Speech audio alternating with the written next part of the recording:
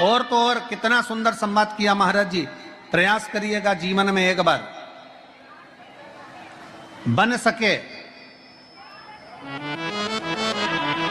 अगर बन सके जीवन में एक बार प्रयास करिएगा। अगर गुरुवार का प्रदोष पड़ जाए, कौन से वार का? गुरुवार का प्रदोष पड़ जाए, बृहस्पतिवार का यदि प्रदोष पड़ जाए, तो प्रदोष के दिन, प्रदोष काल में, प्रदोष के दिन, प्रदोष काल में किसी शिवालय में जाएं, शंकर के मंदिर में जाएं, एक ही दिए के अंदर एक फूल बाती, कैसी बाती है? फूल बाती, और उसी दिए के अंदर एक लंबी बाती, दो बाती।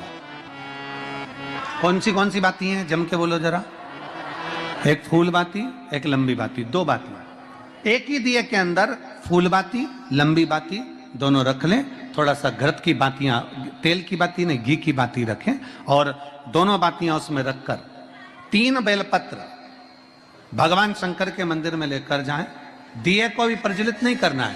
पहली बेलपत्र नंदीश्वर की, जो ऊपर का भाग होता है जिसको हम शिव तत्व भाग कहते हैं, नंदी के पीठ पर एक भाग होता है जिसको शिव तत्व भाग कहा जाता है, वो नंदी की पीठ पर जो भाग है वहां पर एक बेलपत्र समर्पित करें। दूसरा बेलपत्र आप जो माता पार्वती जी का, जैसे ये शिवलिंग है और ये गोल भाग है, ये माता पार्वती जी का हस्तकमल है, तो माता पार्वती जी का जो हस्तकमल है, इस हस्तकमल पर कहीं पर भी एक बेलपत्र आप समर्पित कर दें।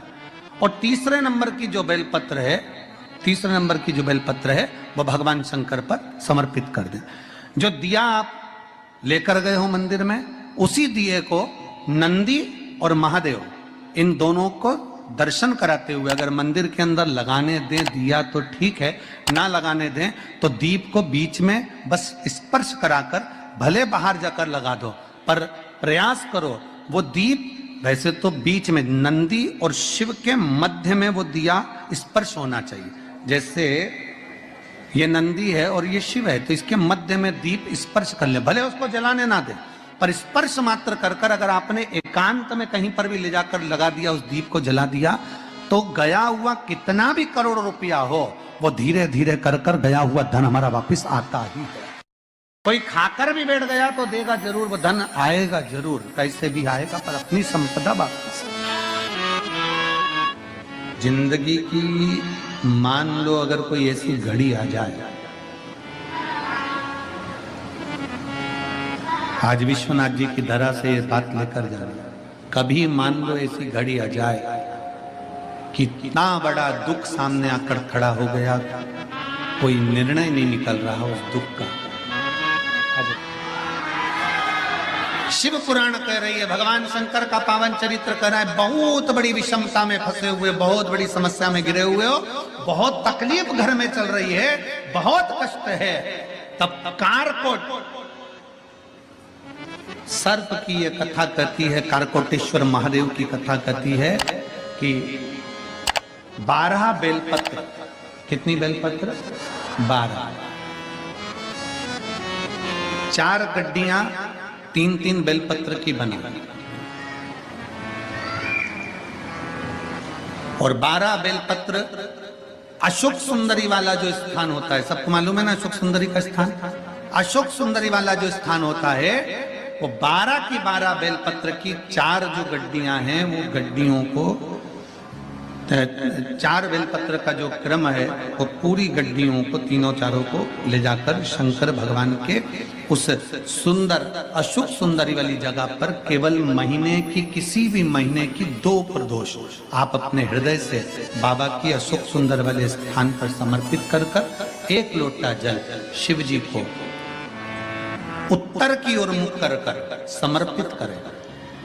कारकोटेश्वर महादेव का नाम लेकर समर्पित करिए, कैसी भी विषम परिस्थिति चल रही होगी उसका हल निकल ही जाएगा, उसका हल निकलेगा ही।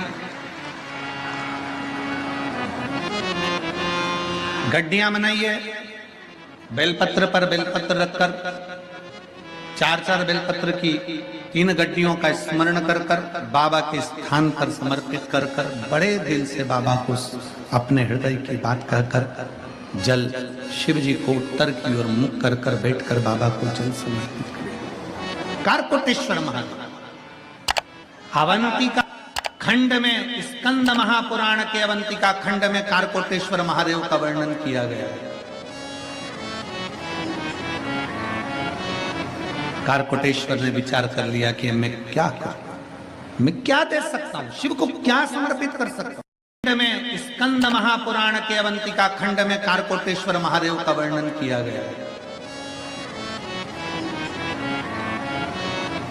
कारकोटेश्वर ने विचार कर लिया कि मैं क्या करूं, मैं क्या दे सकता हूं, शिव को क्या समर्पित कर सकता हूं।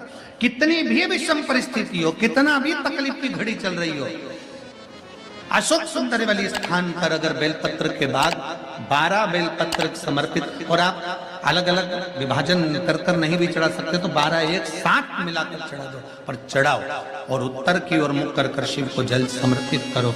बाबा से कारकोटेश्वर महादेव का नाम लेकर दिल से प्रार्थना करो, मेरा देव अधिदेव महादेव सुनता जरूर है, सुनता, क्यों ना सुने।